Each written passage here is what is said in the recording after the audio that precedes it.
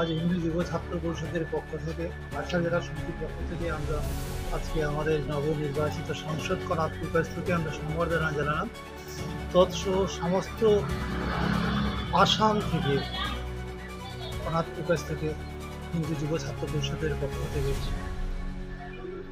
অভিনন্দন, শুভেচ্ছা এবং আগামী পথ চলার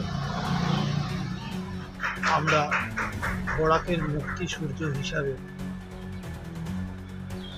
প্রতিষ্ঠিত করলাম। আশা রাখবো আগামী 6 বছরে বরাক উপত্যকার সব ধরনের কথাবার্তা থেকে শুরু করে সব কিছু সংসদে তুলে ধরবেন,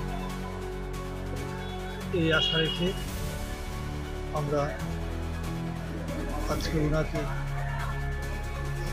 ওনার বিশেষ করে ওনার বাবা গোবিন্দ মহাশয়কে, উত্তর পূর্বাঞ্চলে যিনি প্রতিষ্ঠাতা, ওনার বাড়িতে দাঁড়িয়ে ওনাকে প্রণাম জানিয়ে